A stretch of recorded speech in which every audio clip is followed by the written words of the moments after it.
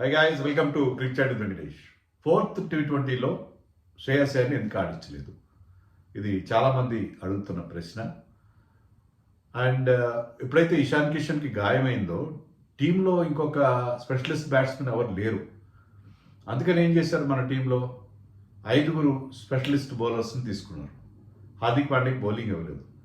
దానివల్ల మీరు యూజువల్గా ఎలా ఆడుతున్నారు, 8+3 ఆడుతున్నారు. చాలా సందర్భాల్లో 8 batters including allrounders, 3 bowlers specialist bowlers ఆడుతున్నారు. లేదా 7+4 ఆడుతున్నారు. 4 bowlers 7 batters including keepers and allrounders. అలా కాకుండా మనం వైజాగ్లో జరిగిన 4th T20లో కేవలం 6 బ్యాటర్స్, 5 టెయిల్ ఎండర్స్ ఆర్ బౌలర్స్తో ఆడాం. ఇది చాలా రేర్. అంటే Harshit Rana is okay, but still Harshit Rana is not an out and out allrounder కాదు కదా. సో అది టీమ్ బ్యాలెన్స్ దెబ్బతింది కదా. ఎందుకని శ్రేయస్ అయ్యర్ని ఎందుకు ఆడించలేదు? అసలు ఆడించబడినప్పుడు అతన్ని ఎందుకు టీంలో పెట్టాలి? ఇది గంభీర్కి అతనికి మధ్య ఉన్న ప్రాబ్లం వల్లనేనా అతను మరొకసారి అవమానిస్తున్నారా? ఇలాంటి చాలా ప్రశ్నలు రైజ్ అవుతున్నాయి. దాని గురించి మాట్లాడదాం. అలాగే వాషింగ్టన్ సుందర్ అప్డేట్స్ కూడా ఉన్నాయి, అది కూడా మాట్లాడదాం. అది ఇంకొకటి ఏంటంటే, ఇంకొకటి చెప్తాను మీకు. క్విజ్ అనేది వీడియో చేసేవాడిని, నేను క్విజ్ వీడియోస్ చేసేవాడిని. చాలా టైం కన్స్యూమింగ్ అవి ఎందుకో నాకు రావడానికి తప్పుకొని మళ్ళీ అటువైపు వెళ్ళట్లేదు. బట్ క్విజ్ గురించి కొంతమంది మిత్రులు సలహా ఇచ్చారు. Krishnamurthy has given good advice. వీడియోలో గతంలో మొదట్లో చేసినట్టుగా చివరిలోనూ ఒక క్విజ్ క్వశ్చన్ అడగండి అని చెప్పి. సో అది అడుగుతున్నాను. ఐ థింక్ తారకేష్ లాంటి వాళ్ళు, శ్రీకాకుళంలో ఉన్న తారకేష్ లాంటి వాళ్ళకి మళ్ళీ నేను క్విజ్ చేస్తే చాలా హ్యాపీగా ఫీల్ అవుతారు. సో చివరిలో ఒక్కటే ప్రశ్న అడుగుతాను, ఆ ప్రశ్నకి మీరు సమాధానం మీ కామెంట్స్లో చెప్పండి. So first and foremost, Shreyas అయ్యర్ని ఎందుకు ఆడించలేదు? దీంట్లో కుట్ర కోణం ఉందా? కావాలని గంభీర్ అతను పక్కన పెట్టాడా అనేది చూద్దాం. మీరు అనుకోవచ్చు ఏంటంటే ఇతనికి గంభీర్ అంటే పడదు, మళ్ళీ వచ్చేసాడు చూడండి గంభీర్ని తిట్టడానికి అని చెప్పి. నో, యాక్చువల్లీ నేను ఆ సెలక్షన్ వెనక ఉన్న లాజిక్ ఏంటనేది మీ ముందు ఉంచే ప్రయత్నం చేస్తాను. తిలక్ వర్మకి ఇంజరీ అయింది, అతనికి ఆపరేషన్ అయింది, అర్జెంటుగా ఆపరేషన్ చేయాల్సి వచ్చింది. చేసిన తర్వాత అతను రికవరీ ఎప్పుడు ఏ టైం వరకు రికవర్ అవుతాడు. అది సర్జరీ అయిపోయిన తర్వాత నౌ ఈజ్ ఫైన్. కానీ ఆ రికవర్ అవడానికి ఎంత టైం పడుతుంది అనే విషయంలో క్లారిటీ లేని పరిస్థితి మనకు అనిపించింది. ఒరిజినల్గా ఏమనుకున్నారు, ఫస్ట్ 3 T20s అప్పటికి అతను రెడీగా ఉన్నాడు, తర్వాత రెడీ అవుతాడు. సో లాస్ట్ 2 మ్యాచెస్ ఆడతాడు అనుకున్నాను. కానీ లాస్ట్ 2 మ్యాచెస్ కూడా అతను రెడీ కాలేదు. సో శ్రేయస్ అయ్యర్ని టీంలో కంటిన్యూ చేశారు for all 5 matches. He is with the team. మరి అలా ఉన్నప్పుడు అతను ఆడించాలి కదా, ఎందుకు ఆడించలేదు? దానికి మనకి కనిపించే డైరెక్ట్ రీజన్ ఏంటంటే, Shreyas Iyer is not part of the T20 world cups team. So టీంలో లేని ప్లేయర్ని ఎందుకు ఆడించాలి? మీరు అనొచ్చు, న్యూజిలాండ్ వాళ్ళు ఆడిస్తున్నారు కదా, వాళ్ళ ఓపెనర్ టిమ్ రాబిన్సన్ ఆడించారు, అతని టీంలో లేడు. అండ్ ఇప్పుడు మిగతా ప్లేయర్స్ రెడీ అయినప్పుడు కూడా ఇంజరీ నుంచి కోలుకున్న తర్వాత కూడా ఫోక్స్ అనే ప్లేయర్ని నిన్న కూడా ఆడించారు. వైజాగ్ మ్యాచ్లో కూడా ఫోక్స్ని ఆడించారు.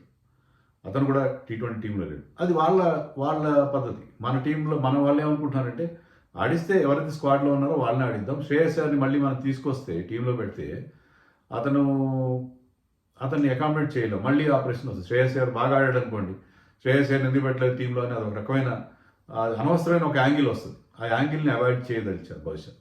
అది అసందర్భంగా ఉంటుంది కదా. ఇప్పుడు ఎవరైతే స్క్వాడ్లో లేరో అతను ఆడించాల్సిన అవసరం ఉంది, అన్లెస్ ఇట్ ఈస్ కంపల్సరీ. అదే సిరీస్ కనుక మనం గెలవకుండా ఉంటే ఆడించవచ్చు. ఇక్కడ మనం we can afford to lose అని కూడా అనుకున్నారు. యాక్చువల్గా మీకు మ్యాచ్ సిచ్యుయేషన్లో కూడా చూస్తే ఏంటంటే, అక్కడ కనుక మరొక ఎక్స్ట్రా బ్యాట్స్మెన్ ఉంటే, శివం దుబే అంత అద్భుతమైన ఇన్నింగ్స్ ఆడాడు. సో ఇంకొక ఎక్స్ట్రా బ్యాట్స్మెన్ ఉండుంటే డెఫినెట్గా మనం ఆ 215 టార్గెట్ని చేంజ్ చేసి ఉండేవాళ్ళం. సో అది అయితే టీం ఏమనుకుంది, పర్వాలేదు మనకు ఒక బ్యాట్స్మెన్ షార్ట్ అయినా పర్లేదు, ఎవరైతే స్క్వాడ్లో ఉన్నారో వాళ్ళని ఆడించుకుందాం. అందుకాక ఏంటంటే, తిలక్ వర్మ రెడీ అవుతున్నాడు. తిలక్ వర్మ ఆల్రెడీ అక్కడ ఫిట్నెస్ అది కంప్లీట్ చేసుకున్నాడు. ఈజ్ ప్లేయింగ్ సమ్ మ్యాచెస్ అంటే సిమ్యులేషన్ మ్యాచెస్ ఆడుతున్నాడు అక్కడ సెంటర్ ఆఫ్ ఎక్సలెన్స్లో. So is on the road to recovery. అంటే అతను 3వ తారీఖున మన టీం మళ్ళీ అసెంబుల్ అవుతారు. ఈ లాస్ట్ T20 అయిపోయిన తర్వాత సండే ఉందనుకుంటా న్యూజిలాండ్తో. తర్వాత మన వాళ్ళు February 3rd they are going to assemble. February 4th south ఆఫ్రికాతో ఒక వార్మప్ మ్యాచ్ ఆడతారు. ఆ మ్యాచ్లో తిలక్ వర్మ రావడం అనేది ఆల్మోస్ట్ సర్టెన్గా ఉంది.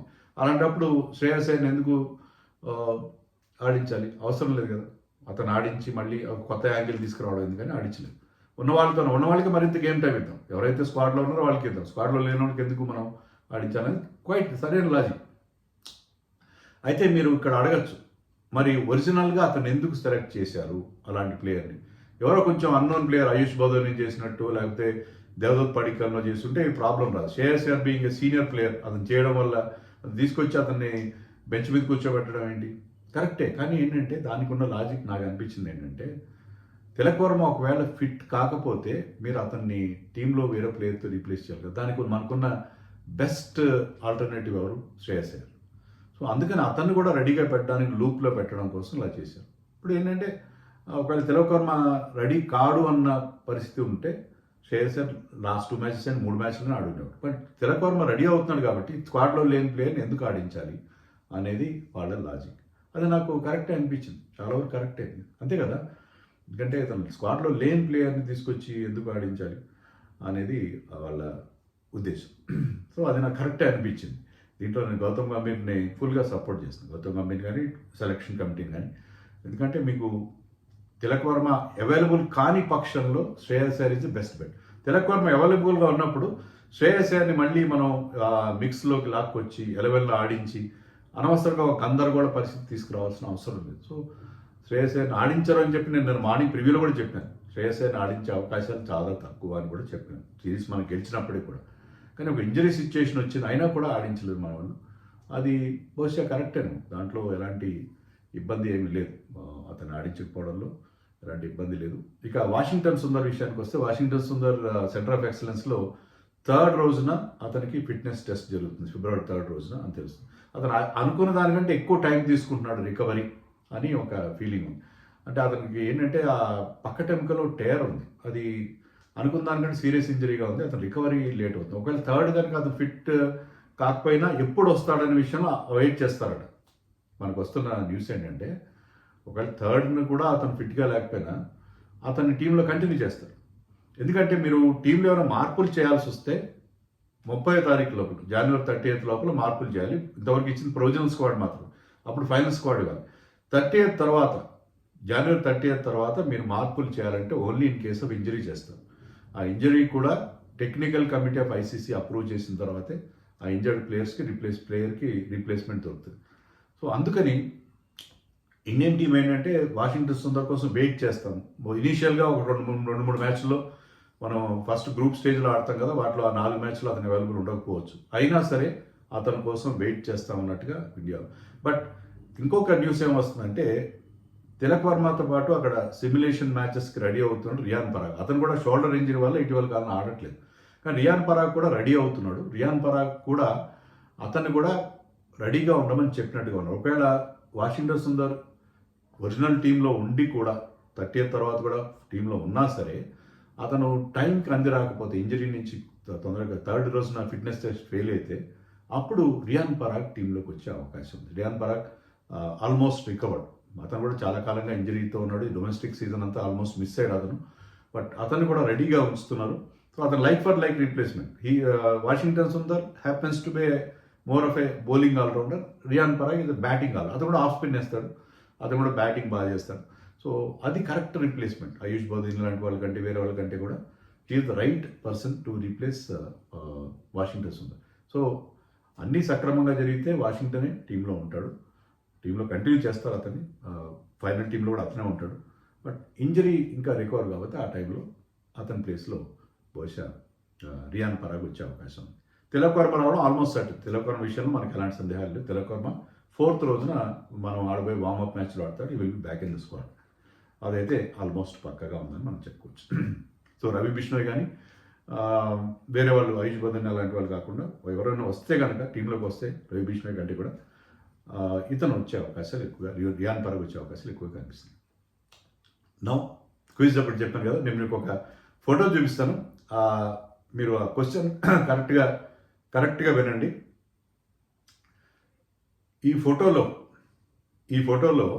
కోహ్లీతో పాటు ఉన్న ఇంటర్నేషనల్ క్రికెటర్ ఎవరు? ఈ ఫోటోలో మీకు ఇప్పుడు చూపిస్తున్న ఫోటోలో కోహ్లీతో పాటు ఉన్న ఇంటర్నేషనల్ క్రికెటర్ ఎవరు? ఇది నా ప్రశ్న. మళ్ళీ చెప్తాను. ఈ ఫోటోలో కోహ్లీతో పాటు ఉన్న ఇంటర్నేషనల్ క్రికెటర్ ఎవరు? దీనికి ఆన్సర్ మీరు చెప్పండి, కామెంట్స్లో పెట్టండి. మళ్ళీ నెక్స్ట్ వీడియోలో ఎప్పుడో నేను దానికి ఆన్సర్ చెప్తాను. కరెక్ట్ ఆన్సర్ ఇచ్చిన వాళ్ళ పేర్లు వీలైతే, మరీ ఎక్కువ మంది అయితే నేను మిస్ అవుతాను, కొన్ని తక్కువ మంది ఉంటే పేర్లు కూడా చెప్తాను. Till then by.